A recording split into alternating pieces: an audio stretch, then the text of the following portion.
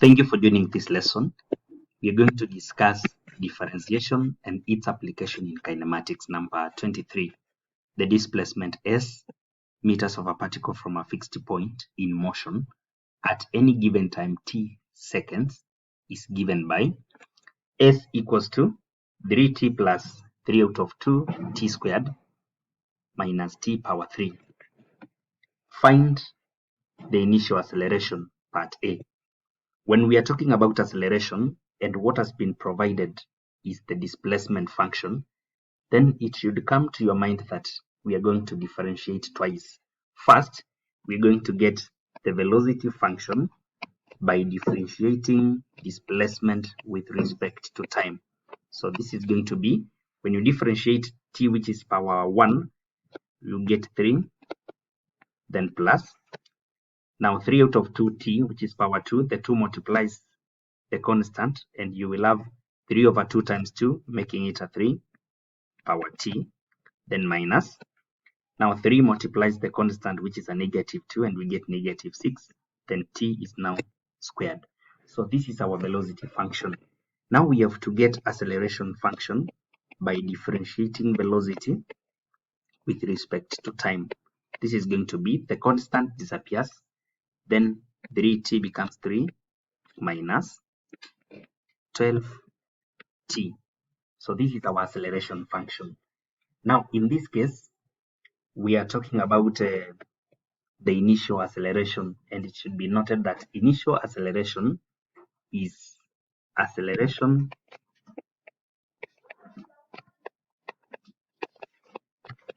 at t equals to 0. Initial acceleration is acceleration when time equals to 0. Therefore, the value of initial acceleration will be 3 minus 12, the value of t being 0.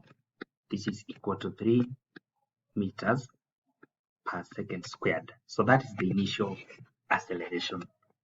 Let's go to part B. Question says, calculate Roman 1 the time when the particle was momentarily at rest. When a particle is momentarily at rest, that particle is having 0 velocity. Therefore, we can equate the velocity function to 0 so that we may get the values of time when the particle was momentarily at rest.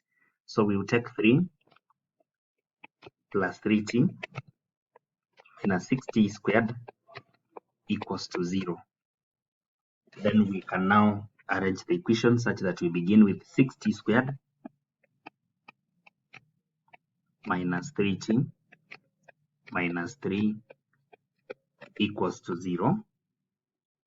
That is after taking all the terms to the right hand side, whereby 6 becomes positive now, 3t becomes negative, and 3 becomes also negative. Then we can divide through by t, which is a common. Divide through by t, which is common, such that this is 2t squared minus t minus 1 equivalent to 0. This is now a quadratic.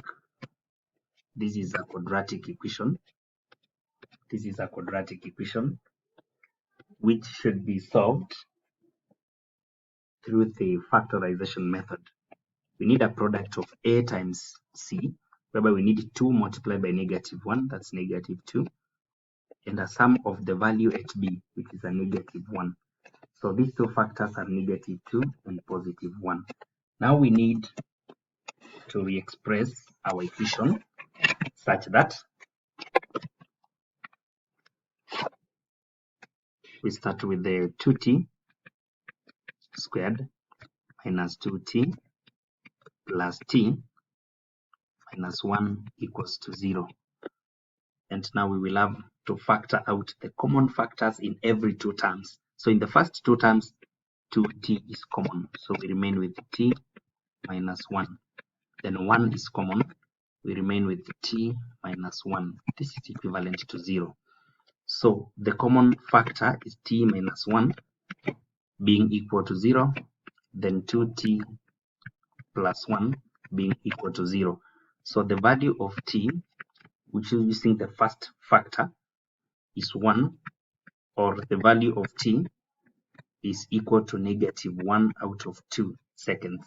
Now that we are dealing with time, time cannot be negative. Therefore, we resolve that t equals to 1 second. And part 2 is talking about its displacement by the time it comes to rest momentarily. So by the time it's going to rest momentarily, at time t equals to 1 seconds, we can get the displacement it had covered. And because we know the displacement function, we can replace the value of time as 1. Therefore, we're going to have 3t, so we have 1 plus 3 out of 2, t squared, so 1 squared. Then we have minus 2 t power 3, so 1 power 3, and this displacement is going to be 2.5 meters. Then finally we are talking about calculate the maximum velocity attained. So we should know that at maximum velocity,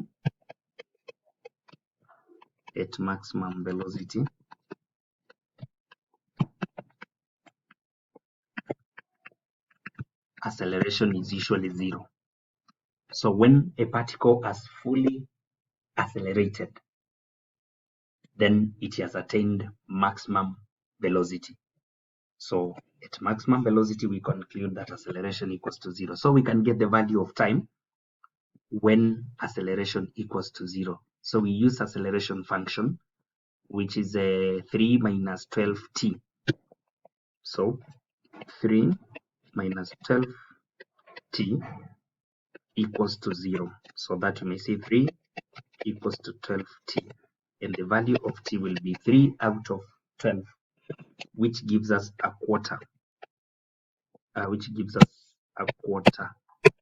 Therefore, this is 1 out of 4 seconds. This is the time when the particle will have 0 acceleration, or rather, it will have attained maximum velocity. So now we can get the velocity itself now. The maximum velocity is going to be velocity function. The velocity function is 3t, or 3 here, the first derivative.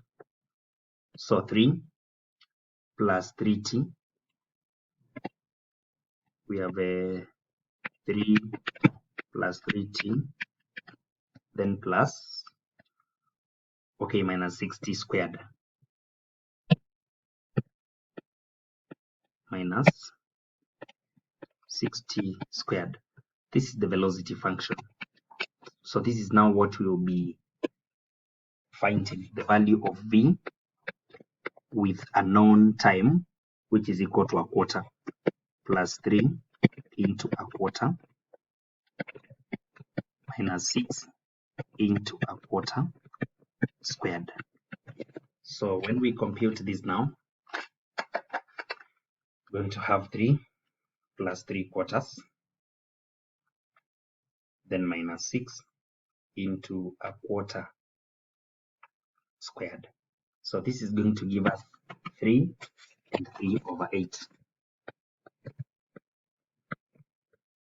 meters per second, now that it is velocity.